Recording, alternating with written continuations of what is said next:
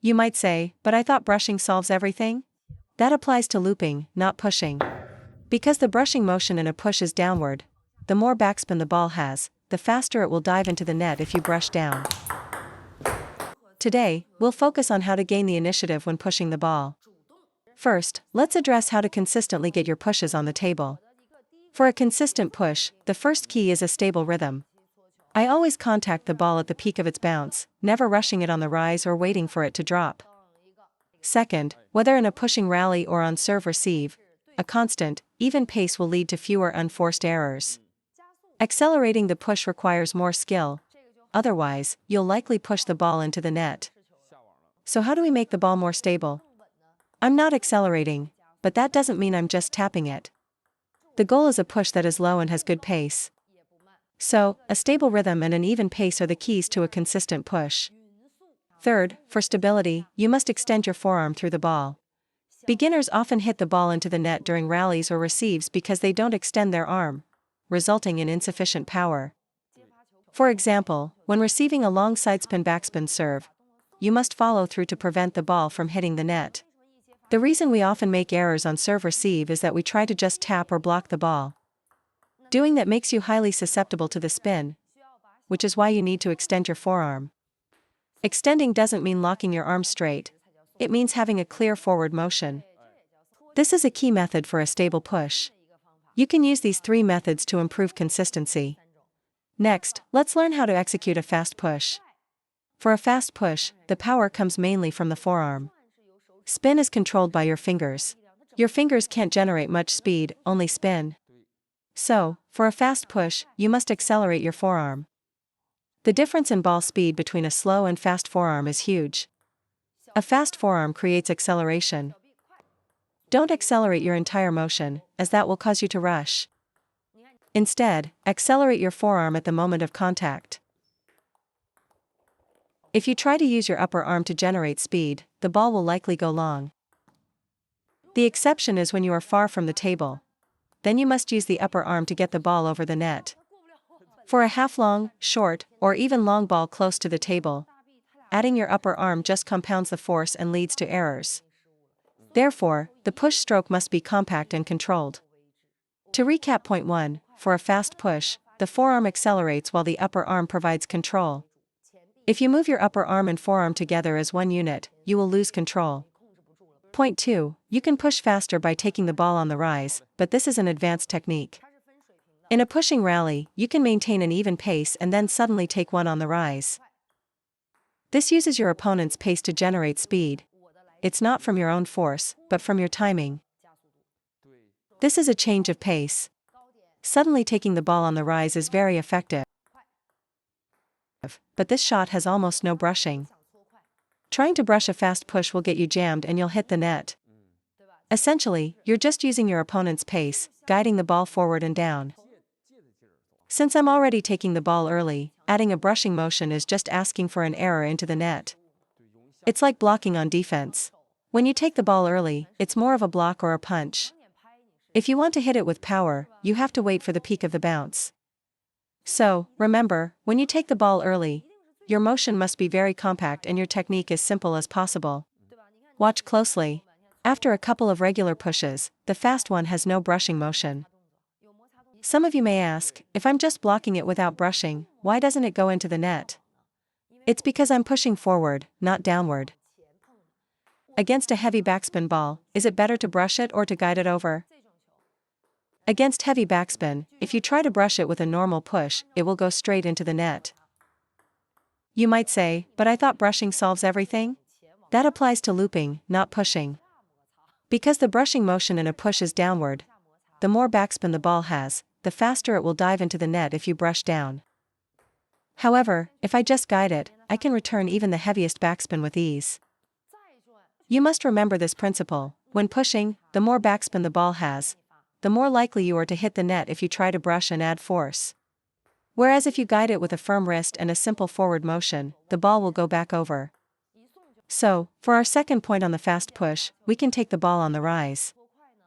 For instance, in a pushing rally, on the fifth ball, you can suddenly change placement to the middle or the backhand, with a quick push to catch your opponent off guard. The technique is to take it on the rise and guide it forward and down. Don't guide it upwards, or you'll give them a high ball. That's the second method for a faster push. The third key point is using your opponent's pace. If you want to push fast, you must not have a backswing. When I want to push fast in a rally, even if I contact the ball at its peak instead of on the rise, I don't make many errors. This is simply because I've shortened my backswing, starting my racket closer to the ball. The closer my racket is to the ball, the more I can accelerate without making an error. The larger your backswing, the harder it is to control the ball. By starting closer to the ball, my error rate when accelerating and adding force is much lower than with a big backswing. I can also push the ball just after the peak of the bounce. Even though my contact point is later, my racket starts close to the ball. Although I'm contacting the ball later, my ball speed is still fast. The closer you are to the ball, the easier it is to accelerate. With a large backswing, it's hard to feel how much force you're using. But by starting close, you can control the acceleration through the ball much better. For our third main topic, let's talk about how to generate heavy backspin on your push. This starts with using your fingers. For any shot involving spin, the key is in the fingers. Finger action is the most critical part. Let me show you the technique for a heavy backspin push. For example, I can push in two ways, one with a straight chopping motion, and another with a curved motion. The second one will have much more spin. For any shot, a curved brushing action generates more spin. This applies to both serves and pushes. I slice down on the lower middle part of the ball, and then add a sideways brushing motion. This makes the ball spin even more. If I use a straight slicing angle, I can't reach the bottom of the ball unless I open my racket angle. But that will make the ball pop up high. A high ball is an easy attack for your opponent. But if I use this curved motion and brush sideways, the ball is not only spinny but also has a deceptive float. Brushing the bottom also helps prevent you from hitting the net against heavy spin, because you need to get under a spinny ball to lift it.